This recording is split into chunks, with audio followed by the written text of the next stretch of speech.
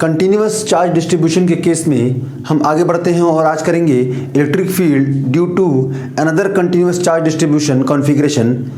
Disc ring के लिए हम कर चुके हैं, उसकी एक्सिस पे निकाल चुके हैं। क्वार्टर रिंग के लिए चाहे सेमी सर्कल रिंग के लिए भी हमने उसके लिए एक शॉर्ट फार्मूला बना लिया था, एक छोटे से आर्क के लिए इलेक्ट्रिक फील्ड का कैलकुलेशन। अब हम एक डिस्क के लिए करते हैं। जैसे रिंग की एक्सिस पे निकाला था तो रिंग एक लीनियर चार्ज डिस्ट्रीब्यूशन था जिसके लिए हम लैम्डा यूज़ करते थे। अब एरियल चार्ज डिस्ट्रीब्यूशन यानी जब हम सरफेस एरिया के ऊपर चार्ज को डिस्ट्रीब्यूट करते हैं और यूनिफॉर्मली, ये सारे कैलकुलेशन हम तब कर रहे हैं जब चार्ज का वेरिएशन, चार्ज का डिस्ट्रीब्यूशन यूनिफॉर्म है। तो यहाँ पर भी एक यूनिफॉर्मली चार्ज डिस्क है और उसकी एक्सिस पर इलेक्ट्रिक फील्ड का कैलकुलेशन करेंगे। और एक बहुत ही इंपॉर्टेंट रिजल्ट आता है इससे, बताता चलूँ इससे मैं कि इसमें जब जितने भी आप डेरिवेशंस कर रहे हैं इसके आगे करेंगे, उनके डेरिवेशंस इतने इंपॉर्टेंट नहीं हैं जितने ज़्यादा इंपॉर्टेंट उनके रिजल्ट्स हैं। रिजल्ट्स को हम डायरेक्टली सवालों में यूज़ करते हैं और आगे जब हम एडवांस लेवल के प्रॉब्लम सॉल्व करेंगे इलेक्ट्रोस्टैटिक्स के तो उसमें हम रिजल्ट को ही यूज़ करेंगे। तो मान लो एक डिस्क है, ऐसे एक डिस्क बना लेते हैं।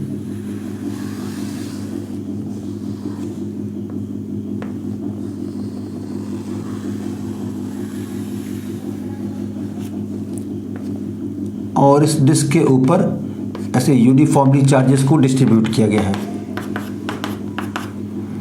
डिस्क का रेडियस मान लेते हैं, रेडियस है r और चार्ज डेंसिटी सिग्मा कूलम पर मीटर स्क्वायर। और इसके सेंटर से इसकी एक्सिस पर x डिस्टेंस पर हमको कैलकुलेट करना है इस पॉइंट पर इलेक्ट्रिक फील्ड।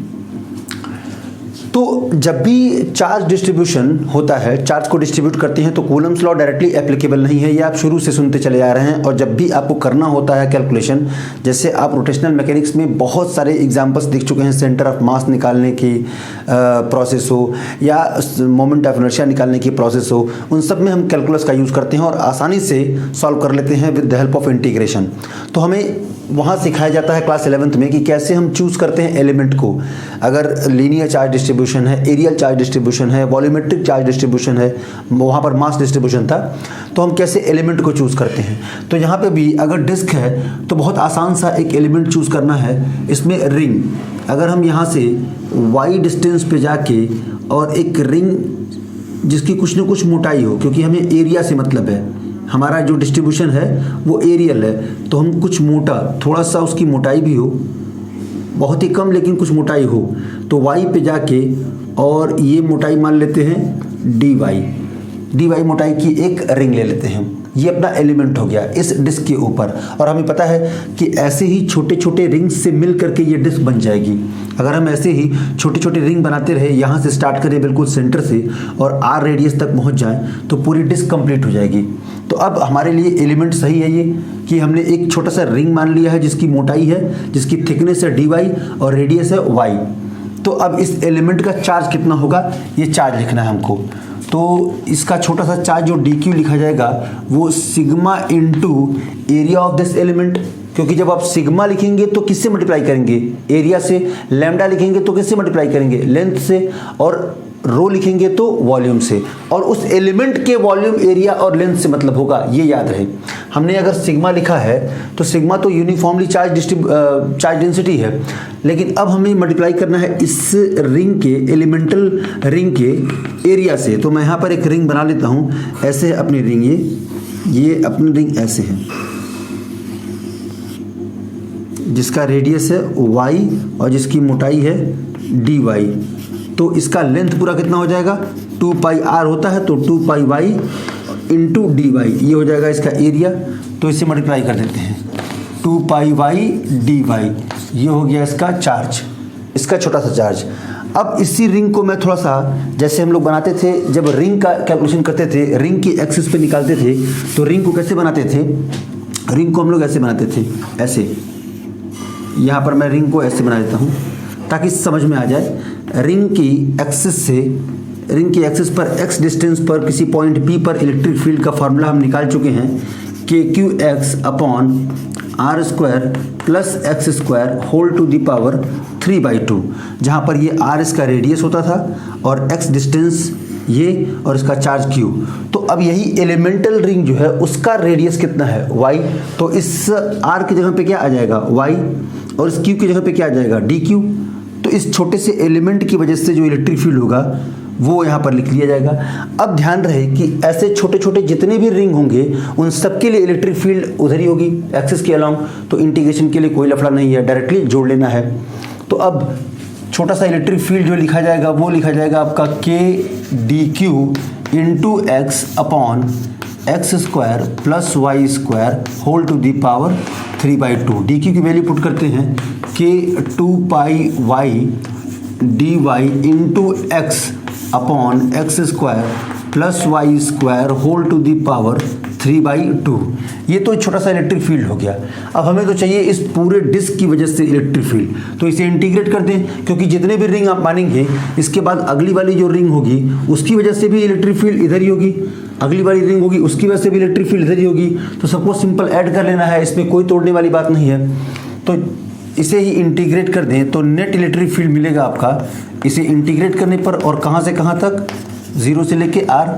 अब थोड़े से इसमें चेंजेस करते हैं, कांस्टेंट टर्म को बाहर निकालते हैं, सॉरी सिग्मा भी था यहाँ पे, तो यहाँ सिग्मा भी होगा। तो 2 पाई सिग्मा के y बाहर आ गया, y नहीं x बाहर आ गया, तो 2 पाई सिग्मा के और x बाहर आ गया, इंटीग्रेशन 0 से लेके r y dy upon x square plus y square whole to the power 3/2। फिर से एक बार बता दूं मैं कि एलिमेंट के तौर पे हमने रिंग लिया है, रिंग की रेडियस y और मोटाई dy, तो इसका एरिया कितना हो जाएगा, इसका एरिया हो जाएगा आपका छोटा सा एरिया जो लिखा जाएगा 2 pi y d Y. Area पता पड़ गया तो चार्ज लिख लीजिए। तो चार्ज कितना होता है, charge density into area of the element. अब अगर dq पता पड़ गया और आप सोचें कि इस छोटे से रिंग की वजह से, इस छोटे से रिंग के चार्ज dq की वजह से इलेक्ट्रिक फील्ड पॉइंट P पर जो x डिस्टेंस पर है इस रिंग के सेंटर से कितना लिखा जाता है, k, अगर मैं de लिखूं तो q की जगह पर लिखा जाएगा dq, तो k dq x अपॉन इस r की जगह पे वाई स्क्वायर, तो y square plus x square whole to the power 3/2। अब यहाँ तक तो कहानी क्लियर है, बिल्कुल समझ में आ रहा है, लेकिन अब इसे इंटीग्रेट करना इतना आसान नहीं है। तो हम थोड़ी ट्रिग्नोमेट्री की हेल्प लेते हैं। अगर हमारे रिंग का रेडियस है y, इस रिंग का रेडियस है y, ये है x, और इसे मिला दें और मान लें ये कुछ एंगल बन रहा है थीटा, तो ट्रिग्नोमेट्रिक रिलेशन से ये साफ साफ पता पड़ रहा है कि y/x किसके इक्वल है, tan थीटा के। तो y किसके इक्वल है, तो y इक्वल है x tan थीटा के। अगर y x tan थीटा के इक्वल है तो दोनों साइड डिफरेंशिएट कर दें तो dy इक्वल हो जाएगा x sec square theta d theta के। ये वैल्यू उठा करके यहाँ पुट कर दें तो कितना लिखा जाएगा, 2 पाई सिग्मा के x integration limit 0 to r, y की जगह पे x tan theta into dy की जगह पे x sec square theta d theta upon, अब मैं इसका कैलकुलेशन वैल्यू पुट करके डायरेक्ट कर रहा हूँ। देखो कैसे, x square plus y square, y की जगह पे एक्स टेन थीटा का होल स्क्वायर, तो जब इसके अंदर स्क्वायर करेंगे तो होगा आपका x square ten square theta, और एक्स स्क्वायर कॉमन लेंगे तो हो जाएगा 1 प्लस टेन स्क्वायर थीटा जो इक्वल होता है सेक स्क्वायर थीटा के, और इसके पूरे ऊपर यानी कि x square sec square theta whole to the power 3/2, जब पावर मल्टीप्लाई करेंगे तो क्यूब हो जाएगा क्योंकि पावर 2 कैंसिल होगा, तो नीचे रह जाएगा आपका एक्स क्यूब और सेक क्यूब थीटा। अब ये एक्स क्यूब तो कैंसिल हो रहा है क्योंकि ऊपर 3x है, दिखाई पड़ रहा है साफ साफ, 1 2 3, नीचे 3 पावर कैंसिल, और सेक क्यूब थीटा और ऊपर है सेक स्क्वायर थीटा, तो ये 2 पावर इस 2 पावर कैंसिल करेगा तो नीचे केवल 1 सेक थीटा रह जाएगा। अब tan theta upon sec theta कितना होता है, यहाँ मैं निकाल दूँ आपका tan theta upon sec theta, तो टेन थीटा को लिखते हैं sine theta upon cos theta, और नीचे सेक थीटा है तो सेक थीटा को लिखते हैं 1 अपॉन कॉस थीटा, तो कॉस और कॉस कैंसिल तो क्या बच जाएगा, साइन थीटा, तो यहाँ केवल अब बच गया साइन थीटा। तो 2 पाई सिग्मा के और integration limit 0 to r sine theta d theta, sine theta का इंटीग्रेशन माइनस कॉस थीटा, तो 2 पाई सिग्मा के minus cos theta integration limit 0 to r। अब दिक्कत यह है कि लिमिट पुट करना आसान काम नहीं है, कॉस थीटा है और ऊपर लिमिट है 0 to r, तो ट्रिग्नोमेट्रिक रिलेशन से कॉस थीटा को रिप्लेस कर देते हैं, आसान हो जाएगा। अगर ये x है ये y है तो ये क्या है, hypotenuse x square plus y square under root में। तो यहाँ से अब आपको हाइपोटेनस पता है, परपेंडिकुलर पता है, बेस पता है, तो कॉस थीटा का रिलेशन क्या होता है, तो कॉस थीटा लिखा जाता है बेस अपॉन हाइपोटेन्यूस, ये होगा कॉस थीटा की वैल्यू, उठा करके यहाँ पुट कर दें तो ये लिखा जाएगा आपका 2 पाई सिग्मा, इसको भी थोड़ा सॉल्व कर लें, 2 पाई सिग्मा इंटू के की वैल्यू होती है फ्री स्पेस के लिए 1/4 पाई एप्सिलॉन नॉट। अब minus x upon under root x square plus r square limit 0 to r। यहाँ पे 2 पाई से ये पाई कैंसिल हुआ, 2 से ये 4 2 टाइम्स गया, ऊपर सिग्मा है, नीचे 2 एप्सिलॉन नॉट, तो सिग्मा अपॉन 2 एप्सिलॉन नॉट। अब ब्रैकेट में अब इस वाले टर्म में लिमिट पुट करते हैं, तो जब अपर लिमिट पुट करेंगे तो इस ये वाई स्क्वायर था, मैं आर स्क्वायर पुट कर रहा हूँ, ये वाई स्क्वायर है, तो इस y की जगह पे जब r पुट करेंगे तो अंडर रूट में हो जाएगा आपका x square plus r square. चलो पुट करते हैं, x upon under root x square plus r square, और ये एक माइनस, और जब हम लगाते हैं लोअर लिमिट तो माइनस साइन के साथ लगाते हैं, upper limit minus lower limit, तो ये प्लस हो जाएगा, और x अपॉन, और ये जब 0 रखेंगे y की जगह पे तो अंडर रूट में एक्स स्क्वायर का मतलब बाहर आएगा तो x, और x अपॉन x का मतलब 1, तो इस पॉजिटिव वाले 1 को पहले रखेंगे और नेगेटिव वाले को उसके बाद लिखेंगे। तो मैं ऊपर एक बार नोट डाउन कर लो इतने को, और मैं रब कर रहा हूँ, या मैं इधर इसको रब करता हूँ, इसकी ज़रूरत नहीं है।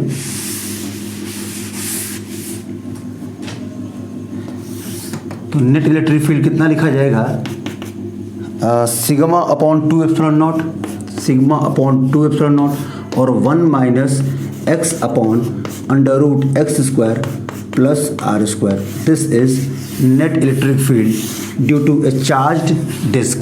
एक चार्ज यूनिफॉर्मली चार्ज डिस्क के एक्सिस पर एक्स डिस्टेंस पर इलेक्ट्रिक फील्ड का फॉर्मूला, और मोस्ट इंपॉर्टेंट रिजल्ट है ये रिजल्ट याद रखना ज़रूरी है। ये रिजल्ट अपने बहुत काम का है, आगे बहुत काम में आएगा, क्योंकि इस रिजल्ट से ही मतलब है।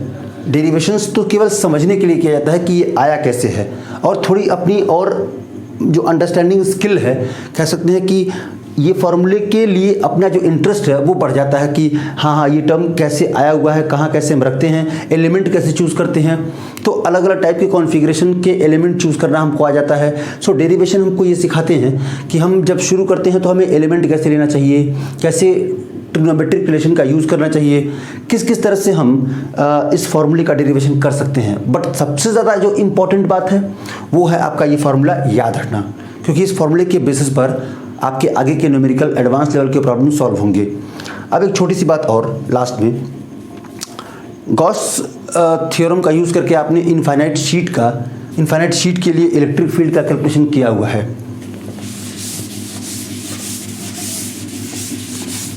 इनफाइनाइट का बेसिक मतलब क्या होता है? क्या प्रैक्टिकल लाइफ में इनफाइनाइट जैसी कोई चीज़ होती है?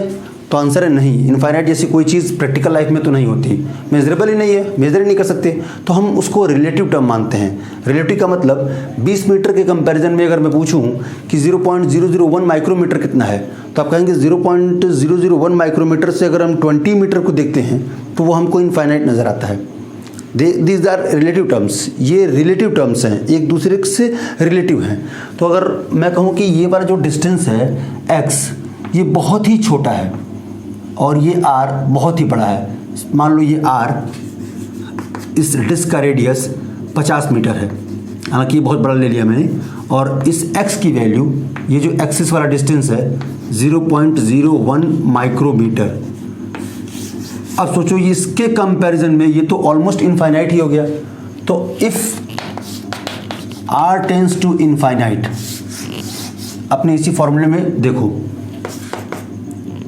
Net electric field sigma upon 2 epsilon naught 1 minus x by under root x square plus infinity something plus infinity is equal to infinity, ये पूरा का पूरा टर्म इनफाइनाइट हो जाएगा, और something upon infinity is equal to 0, 1 minus 0 is equal to 1, 1 into this much is equal to sigma upon 2 epsilon not. याद करो यही आया था इनफाइनाइट शीट के लिए, मतलब अगर डिस्क का रेडियस इनफाइनाइटली लॉन्ग हो जाए, टेंड कर जाए इनफाइनाइट को, हमारी जो डिस्क है वो इन्फिनिटली लॉन्ग हो जाए, तो वो ऐसे बिहेव करती है जैसे इनफाइनाइटली लॉन्ग शीट हो, प्लेन शीट हो, जो हमने ऐसे किया हुआ था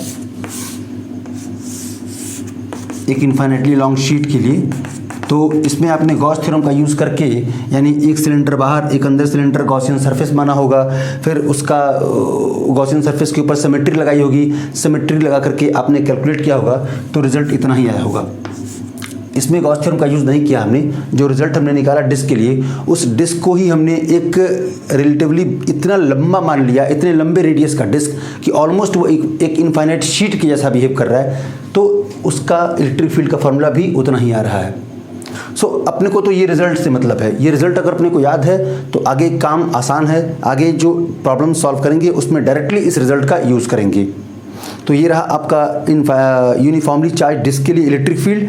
अब आगे एक और कंटिन्यूसली चार्ज डिस्ट्रीब्यूटेड बॉडी है, कॉन्फ़िगरेशन है हेमीस्फेरिकल शेल, या ये कहें कि हेमीस्फेयर, एक हॉलो हेमीस्फेयर, शेल बोलते हैं हॉलोस्फेयर को, और उसका आधा वो पार्ट अगर पूरा होगा, आप पूछेंगे कंप्लीट हेमीस्फेयर के सेंटर पर इलेक्ट्रिक फील्ड, तो ज़ीरो ही होगा। लेकिन अगर हॉलो हेमीस्फेयर है, आधा पार्ट नहीं है उसका, तो इलेक्ट्रिक फील्ड मिलता है। कितना मिलता है वो अभी कैलकुलेट करेंगे। तो अगले वीडियो में अब दूसरे कॉन्फ़िगरेशन के लिए स्टार्ट करेंगे, और उसमें हॉलो हेमीस्फेयर छूट रहा था वो हो जाएगा, और जो बचा कुचा है कंटिन्यूअस डिस्ट्रीब्यूशन उसके लिए करेंगे।